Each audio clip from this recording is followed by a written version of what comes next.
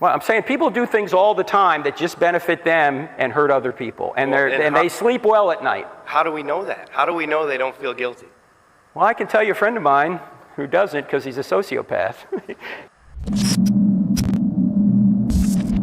This one is kind of touching on the earlier discussion about the justification of morality. Mm-hmm. And I'm just going to throw this one out here and say, so if God doesn't exist, what is the purpose of behaving in a moral way?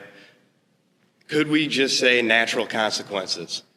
Well, that might be a sort of utilitarian way of looking at, yeah, I'm going to do what's ever best for me, the consequences, but that wouldn't get somebody like Stalin off the hook, who did, for his own benefit, murder a lot of people so he could have power and die comfortably on his deathbed at the age of 74.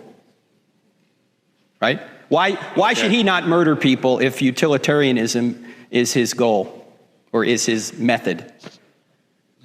Well,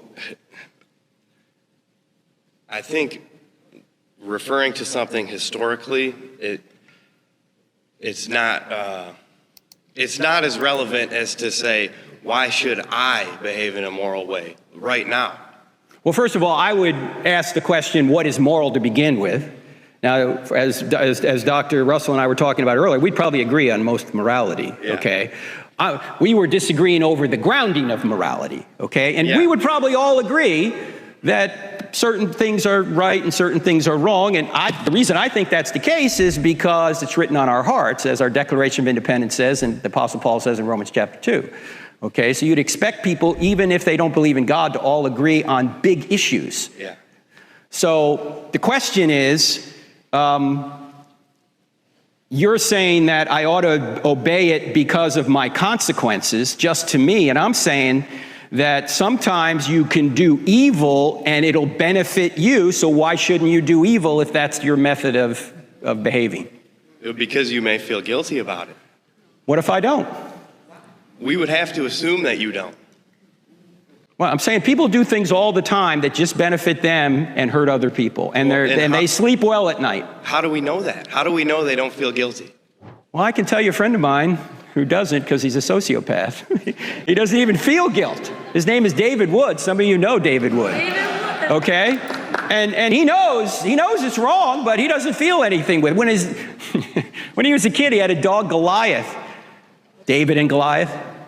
And and one day he came home and his mother was all upset that the Goliath died. And David said, it's just a dog. Right? He didn't have any emotional connection to it.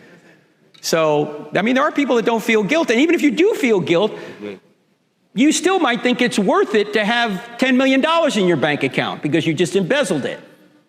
Right?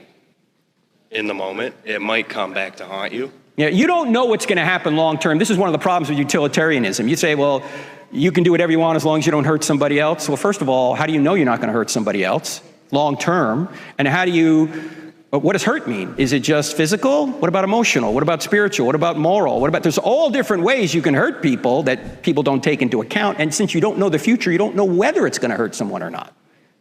All right, let me move on. Thank you. Good questions. Thank you. Thank you.